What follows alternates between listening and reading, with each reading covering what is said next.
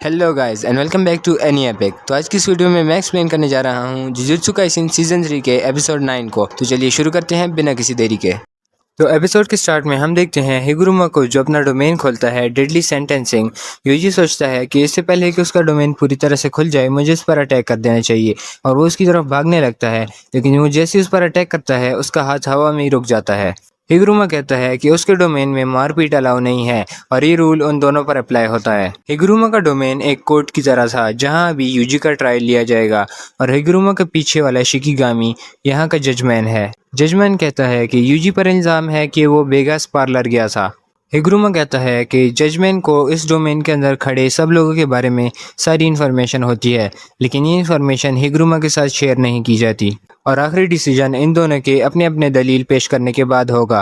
हिगुरुमा के हाथ में एक फाइल था जिसके अंदर सबूत था कि यूजी पार्लर में गया है या नहीं, जो कि उसे जजमैन ने दिया था। सबूत का मतलब ये ज़रूरी नहीं है कि यूजी मुजरिम है। उसको पहले एक मौका दिया जाएगा अपनी सफाई में कुछ बोलने के लिए, जिसके बाद ही हिगुरुमा वो फाइल ओपन करेगा। हिगुरुमा को देख के यूजी को सच में लगता है कि वो एक डिफेंस लॉयर है। टेंगेन ने यूजी को बताया था कि पुराने ज़माने में भी सॉर्सरर्स के पास डोमेन होते थे, लेकिन उनकी डोमेन में गारंटी हिट इफेक्ट नहीं होता था जैसे आजकल होता है।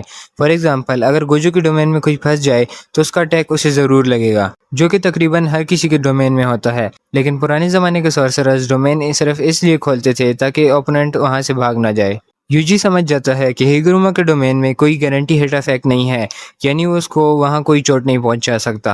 और बाइंडिंग वाव की वजह से हिगुरुमा यूजी को इस डोमेन के रूल्स बताने लगता है। हिगुरुमा कहता है कि यूजी को सिर्फ एक मौका दिया जाएगा अपनी सफाई पेश करने के लिए, जिसके बाद हिगुरुमा वो फाइल खोलेगा और उसके बाद जजमैन अपना आखिरी फैसला सुनाएगा। यूजी पूछता है अगर मेरा गुनाह प्रूफ हो गया तो क्या होगा, लेकिन हिगुरुमा इस सवाल का जवाब देने के लिए मजबूर नहीं, तो वो नहीं देता। वो उसको सिर्फ ये बताता है कि यूजी के पास 3 ऑप्शंस हैं। पहला कि वो कुछ ना बोले यानी साइलेंस, और दूसरा कि वो अपनी गलती मान ले, और तीसरा कि वो मना कर दे कि उसने क्राइम किया है। यूजी चौंक जाता है और पूछता है क्या मैं झूठ बोल सकता हूँ। हिगुरुमा कहता है अगर सब लोग सच बोलते तो ट्रायल्स की ज़रूरत ही ना पड़ती। यूजी सोचने लगता है कि उसे क्या बोलना चाहिए, क्योंकि वो पार्लर तो गया था और उसने गेम्स भी खेली थी और पैसे भी कमाए थे, लेकिन सजा से बचने के लिए उसको झूठ बोलना पड़ेगा।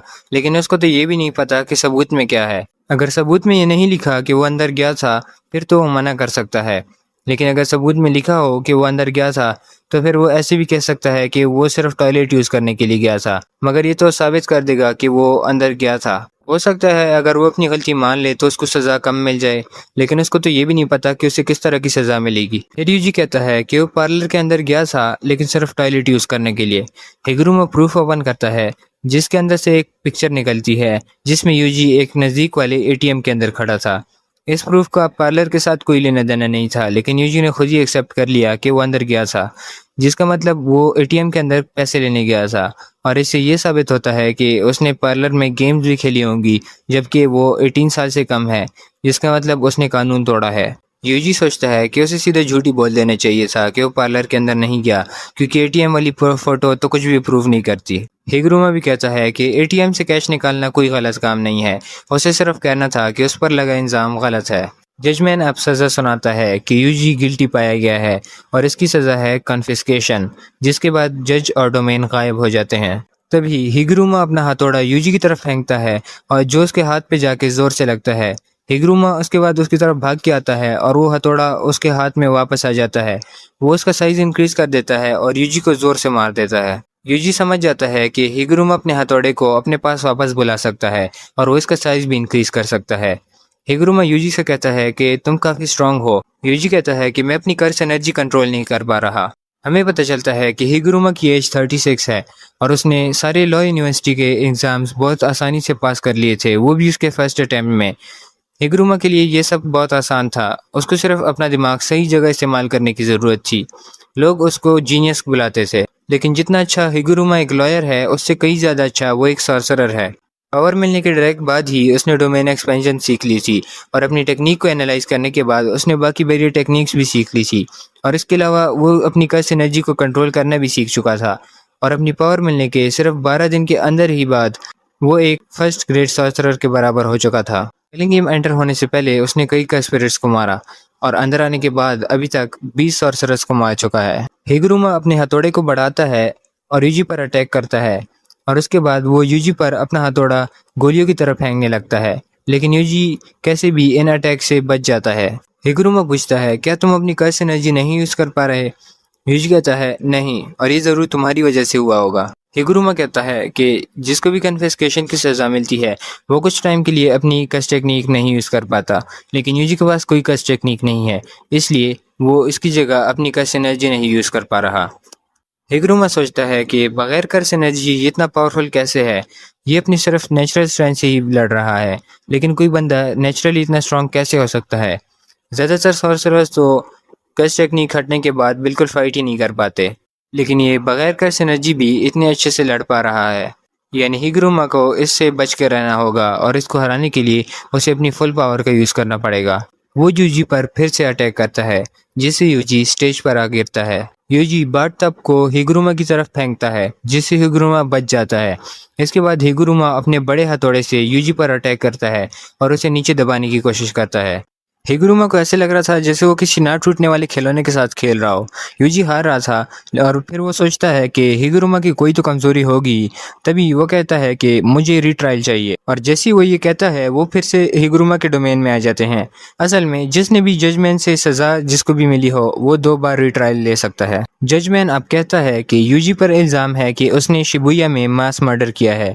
यूजी कहता है कि मैं मानता हूँ, जो सुन के जजमेंट बहुत गुस्सा हो जाता है और इसे मौत की सज़ा देता है। ये दोनों असली दुनिया में वापस आ जाते हैं और हिगुरुमा के पास एक नई सॉर्ड आ जाती है जिसका नाम है एग्जीक्यूशनर सॉर्ड। जजमेंट जो सबसे बड़ी सज़ा दे सकता है वो है मौत की सज़ा, और इस सॉर्ड से जो बंदा भी टच होगा वो इंस्टेंटली मर जाएगा, फिर चाहे वो गोजो या सुकुना भी क्यों ना हो। हिगुरुमा सोचता है कि किसी बंदे को समझने का मतलब है उसकी कमज़ोरी देखना, लेकिन जब वो किसी की कमज़ोरी देखता है तो उसे इंसानियत सुंदर नहीं बल्कि बदसूरत लगती है। उसके लिए सब लोग कमज़ोर हैं, चाहे फिर वो कोई क्रिमिनल हो या फिर एक यूजी जैसा बंदा जो सच में अच्छा बनने की कोशिश कर रहा हो। हिगुरुमा के सीनियर ने उससे पूछा था कि तुम्हें लॉयर की जगह सीधा जज बन जाना चाहिए, लेकिन उसने इनकार कर दिया था क्योंकि उसको लगता है कि इंसान कमज़ोर होते हैं, लेकिन उस वक्त उसका मानना था कि यही कमज़ोरी इंसानों को स्पेशल बनाती है। असल में हिगुरुमा को पहले से ही पता होता है कि फाइल में क्या लिखा हुआ है, जिसमें लिखा हुआ था कि इन लोगों को सुकुना ने मारा था। यूजी अभी तक किसी तरह से इसकी शॉट से बचा हुआ था। ये दोनों एक दूसरे पर अटैक करते हैं, लेकिन दरमियान में ही हिगुरुमा अपनी शॉट को गायब कर देता है और यूजी उसको जोर से पंच मारता है जिससे वो दूर जाके गिरता है, जिससे यूजी सरप्राइज हो जाता है। हिगुरुमा कहता है कि उस वक्त सुकुना ने यूजी का बॉडी कंट्रोल ले लिया था, इसलिए यूजी ने कोई क्राइम कमिट नहीं किया। यूजी कहता है, लेकिन फिर भी ये मेरी गलती थी क्योंकि मैं कमज़ोर था, लेकिन तुमने अपनी शॉट क्यों गायब कर दी? हिगुरुमा कहता है कि मुझे याद आ गया था कि मैं लॉयर क्यों बनना चाहता था। हो सकता है यूजी की तरह और भी लोग हो जिनको मदद की ज़रूरत हो। हिगुरुमा अब उसको अपने 100 पॉइंट देने के लिए राज़ी हो जाता है और वो दोनों चेयर्स पर बैठ जाते हैं। हिगुरुमा उससे पूछता है, क्या तुमने कभी किसी को इंटेंशनली मारा है? यूजी कहता है, हाँ। हिगुरुमा कैसा है, बहुत बुरा लगता है ना? यूजी की बात मानते हुए हिगुरुमा अपने 100 पॉइंट्स को यूज़ करते हुए एक नया रूल ऐड करता है जिसमें प्लेयर्स एक दूसरे को पॉइंट शेयर कर सकते हैं। इसके बाद हिगुरुमा यूजी को 1 पॉइंट ट्रांसफ़र करता है और अब इन दोनों को अगले 19 दिन तक पॉइंट्स कमाने की टेंशन नहीं होगी। हिगुरुमा जाने लगता है और यूजी से पूछता है कि अब तुम क्या करोगे, तुम हमारे साथ भी आ सकते हो। हिगुरुमा कहता है कि मुझे पहले 2 पॉइंट्स जज और प्रोसिक्यूटर को मारने के बाद मिले और बाकी के 100 पॉइंट्स उसने कलिंग गेम के अंदर आके कमाए। जब कलिंग गेम ख़त्म हो जाएगा तो वो अपने आप को पुलिस के हवाले कर देगा, और वैसे भी अगर वो यूजी के साथ रहा तो उसको अपना आप और भी बुरा लगेगा, और इसके बाद वो वहाँ से चला जाता है और ये एपिसोड यहीं ख़त्म हो जाता है। अगर वीडियो अच्छी लगी हो तो लाइक और सब्सक्राइब करना मत भूलना। मैं आपसे मिलता हूँ नेक्स्ट वीडियो में, तब तक के लिए गुड बाय।